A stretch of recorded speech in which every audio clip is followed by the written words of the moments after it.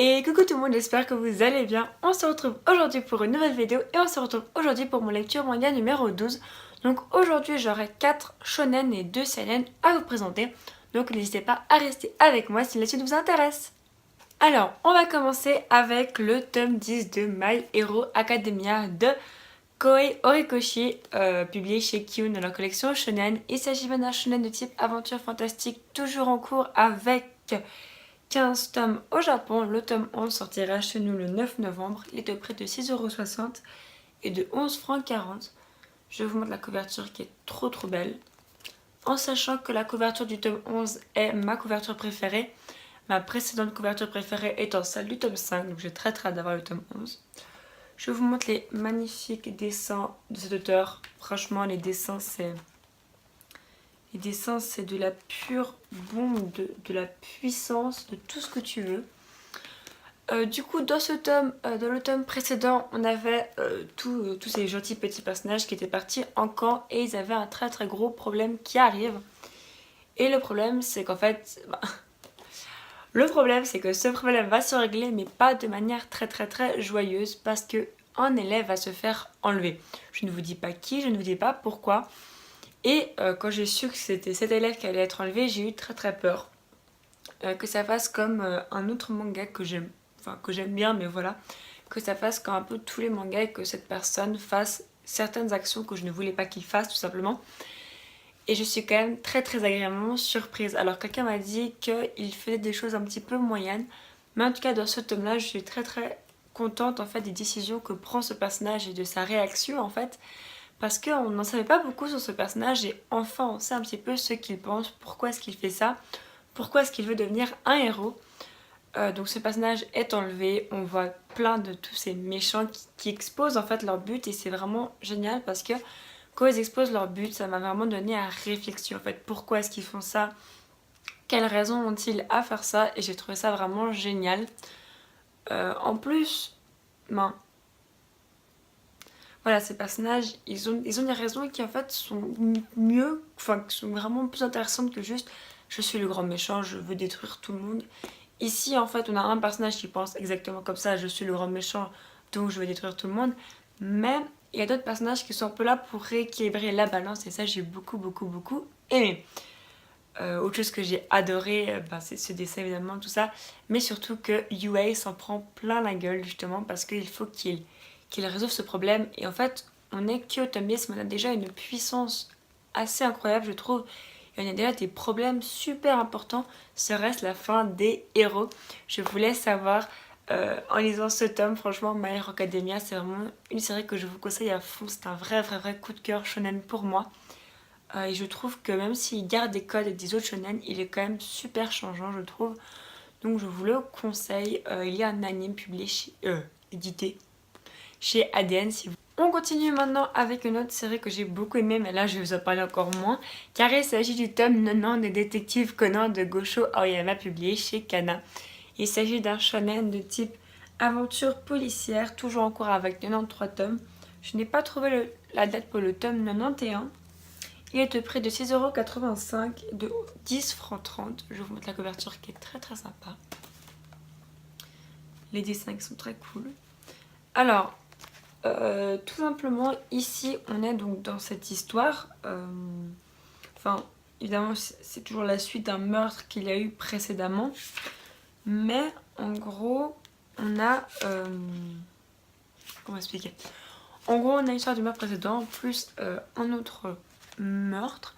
Et encore d'autres, enfin des petites histoires, sauf qu'on voit qu'il y a quand même un petit peu plus de scénario, tout simplement parce que on sait qu'il y avait un personnage qui avait fait une action et qu'en fait, dans quelques tomes précédents, Conan avait dû faire un monstre plan pour cacher l'identité d'un personnage parce que je vous le rappelle, on est en plein dans les hommes en noir, donc Rome, etc.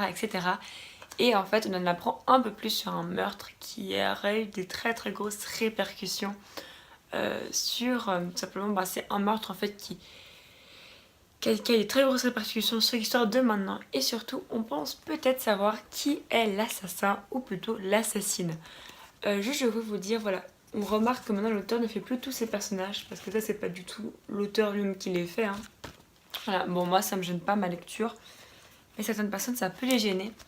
Et on en apprend un peu plus sur un personnage qui est super intriguant et qui moi m'intriguait vraiment. Et j'aime beaucoup comment tout cela se développe. Je suis en train de regarder. Du coup j'ai beaucoup aimé. Franchement je vous conseille Détective Conan, peut-être plus en anime, parce qu'il y a quand même 90 tomes, 93 tomes toujours en cours et l'auteur va aller au-delà des 100. Et moi j'aime beaucoup et je trouve qu'en fait malgré ces 90 tomes, on continue à avoir ce souffle de nouveauté et surtout ce souffle de scénario qui est génial. Je trouve cette histoire super bien faite et je vous la conseille. Je vous préviens, ce lecture et que lecture, quasiment que des coups de cœur, du coup voilà. Ensuite une autre très bonne lecture, il s'agit de Seraph of the End de Takayaka Kagami Yamamoto et Daisuke Furuya. C'est publié chez Kana dans leur collection shonen, on va dire. Il s'agit bien d'un shonen de type aventure fantastique, toujours en cours avec 14 tomes. Et le tome 12 sortira le 17 novembre prochain chez nous. Il est au prix de 6,85€ et de 10,30 €. Voilà la couverture qui est trop belle. La page couleur qui est... On va pas se le mentir, de toute beauté. Dans ce tome, il se passe tellement de choses. Ce tome, en fait, c'est un petit peu, vous savez, le tome pivot du nouvel arc en fait qui arrive. C'est vraiment ce tome qui pose les bases de ce nouvel arc. Et on pourrait croire qu'il le fait de manière un peu ennuyante. Et ben pas du tout. On a une rébellion de certains personnages. On voit enfin un petit peu le pourquoi du comment. On voit en fait tout par rapport à ce Séraphin de la fin. On voit ce que les hommes ont réussi à faire et on voit ce que Yu est prêt à faire pour sa famille. On a toujours Mika et Yu qui se sont retrouvés. On a aussi Ferid, donc un personnage que je pensais juste un petit peu bêtement méchant et qui ne servait à rien, mais qui finalement devient encore plus retard et qui fait des actions encore plus... On est sur un Glenn qui est un petit peu perdu, sur un Yu qui veut y croire, sur un Mika complètement pessimiste, qui veut transformer Yu en vampire. On part sur des personnages qui sont en très mauvaise posture et un Ferid qui kiffe sa vie. Seraph of the End, je vous le conseille vivement. Du tome 14 de A Certain Magical Index de Kazuma Kamashi et Shuya Kogino, publié chez Kiyun dans leur collection shonen. Il s'agit bien d'un shonen de type aventure fantastique toujours en cours avec 18 tomes. Le tome 18 sortirait chez nous le 26 octobre. Il est au prix de 6,60€ et de 11,40 €. Voilà la couverture. Très jolie. Là, les pages couleurs sont magnifiques. Je trouve ça trop chou. Alors dans ce tome, on a enfin la fin de l'arc. Il nous a quand même pris 3 tomes de mémoire. Ouais, 3 bons tomes. Et quelle fin on voit dans ce tome. Un Thomas enragé comme jamais. Une personne, celle qu'il poursuit, a fait du mal à une de ses amies qui n'a rien à voir avec ce monde de la magie, qui est juste une étudiante banale. En fait, elle a soigné ou peut-être pas, c'est ça qui est terrible parce qu'on ne sait pas. Et du coup, il se sent super mal et il y a vraiment une grosse haine en lui et donc il veut aller se battre sur les raisons qu'a cette transporteuse à faire ce qu'elle fait. Donc elle, on apprend ses raisons et franchement, voilà, ce qui est génial aussi là, c'est que c'est pas des raisons qui sont débiles où tu dis bon bah c'est juste je veux faire ça parce que c'est cool de le faire. Elle a des vraies raisons. Sauf que tout ne se passe pas du tout comme prévu et qu'on voit enfin le fin mot de cette histoire. Pourquoi est-ce que Oriana, je crois, bougeait comme ça partout? Pourquoi vouloir faire ça? Et surtout, est-ce que Oriana est vraiment méchante? J'ai beaucoup aimé. On a un personnage complètement fou et c'est là que je trouve A Certain Magical Index génial, c'est qu'on a de la manipulation. Des personnages qui sont bien cachés chez eux et qui manipulent tout. Et surtout on a un personnage qu'on n'arrête pas de nous montrer, qu'on n'arrête pas de dire regarde, il est dans tous les problèmes. Et là ce personnage dit une phrase, c'est à moi de jouer. Et j'ai tellement hâte de voir de quoi est-ce qu'il est capable. Franchement, A Certain Magical Index, j'adore. Je crois qu'il est un anime, je suis sûre qu'il est un anime. Et on passe tout de suite à la partie seinen. On va commencer la partie seinen avec un vrai coup de cœur. Il s'agit de 12, 13 et 14 de Jusqu'à ce que la mort nous sépare. Donc de Hiroshi Takashige et de Double S. Donc c'est publié chez Kiun dans leur collection Seinen. Il s'agit bien d'un seinen de type action fantastique fini avec 26 tomes, aussi bien chez nous aussi bien au Japon que chez nous. C'est au prix de 7,65€ et de 13,30 francs. Donc j'ai jusqu'au tome 14. Donc il me reste quand même pas mal de tomes, mais ça va, sachant que j'ai encore le tome 15 à lire. Du coup il me reste à peu près 11 tomes avant de finir cette série que j'affectionne tout particulièrement. Donc je vais vous montrer les dessins du tome, peut-être pas 14, 12, voilà. Peut-être éviter comme de trop vous spoiler trop loin. Surtout que le dessin n'a pas tant... Enfin, le dessin a monstre évolué depuis le début de la série. Et donc ça c'est vraiment super. Et le dessin a super évolué. Alors qu'est-ce qui se passe dans ces 3 petits tomes? Alors dans le tome 12, mea culpa, je me rappelle plus. Mais ce que je sais c'est que dans le tome 12, voilà, je me rappelle, on a Haruka qui commence à vouloir prendre des décisions. Elle a un pouvoir, c'est une petite fille de 13 ans je crois, mais elle a un fucking pouvoir, elle est fucking intelligente, elle veut faire des choses, elle veut aider son ami, donc lui, je suis désolée, j'ai un vieux blanc sur le prénom. Haruka, oui, Mamoru. Elle veut aider Mamoru parce que Mamoru, hein, c'est comme son futur mari, d'où le titre. Mais elle va demander au plus haut de Element Network. Elle va lui dire écoutez, j'ai un plan, rencontrez-moi pour que je vous en parle. On en apprend ainsi plus sur le personnage, le chef un petit peu de Element Network, qui est un personnage qui a l'air super intéressant. Juste petite critique à faire sur le dessin, c'est qu'il y a 2 personnages qui se ressemblent beaucoup trop et du coup je n'ai fait que les confondre tout le long.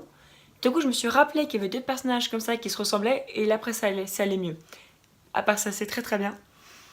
Du coup, dans ce tome 12, dans ce tome 13, dans ce tome 14, le tome 13, comme vous voyez sur la couverture, on est surtout sur le passé de Mamoru avec un certain personnage, Jésus, qui est un tueur à gages, oui, super puissant et qui est un vrai ennemi.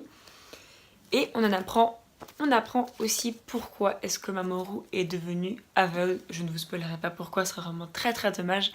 Mais j'ai adoré la raison.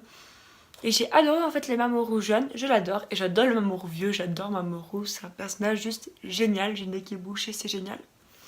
J'arrive pas à respirer, parfait, bonjour.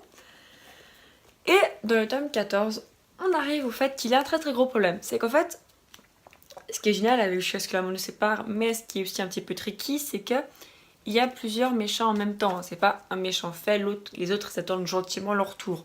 On a A qui veut détruire Element Network, B qui veut détruire Mamoru et Haruka, C où la police est en train d'investiguer dessus, mais qui pourrait avoir un lien avec tout ça.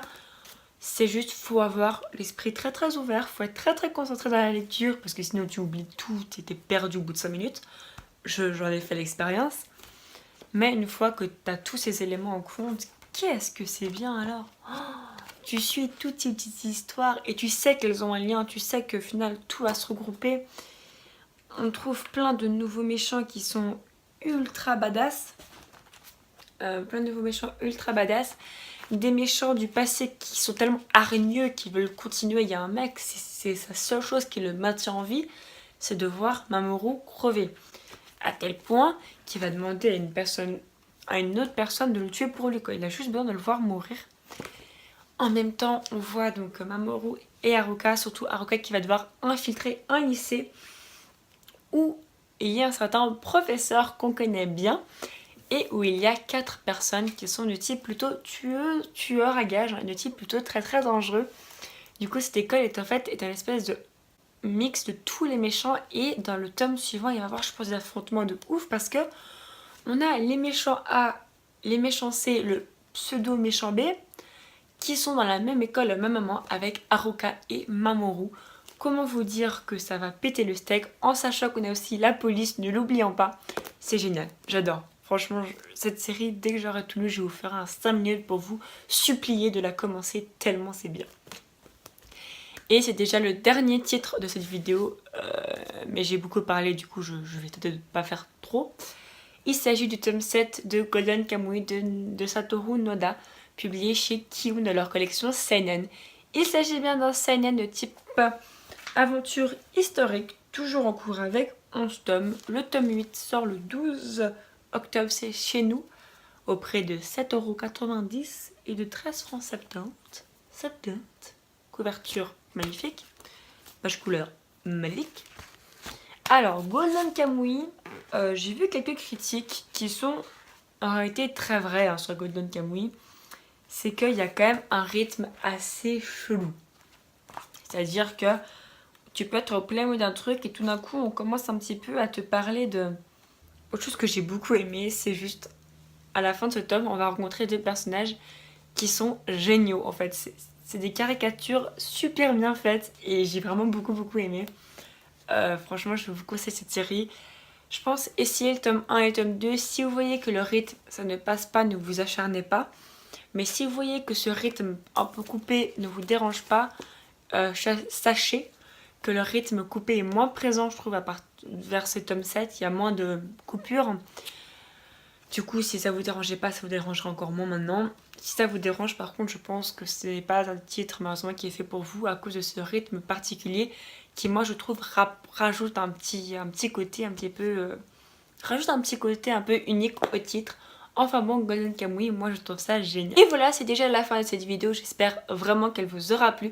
N'hésitez pas à aller vous abonner à mon compte Instagram, à mon Twitter, à regarder ma collection de mangas, pourquoi pas, à commenter, à liker, à vous abonner, ça me ferait super plaisir. Je vous dis à bientôt pour une nouvelle vidéo. Bisous et surtout, à vous les studios.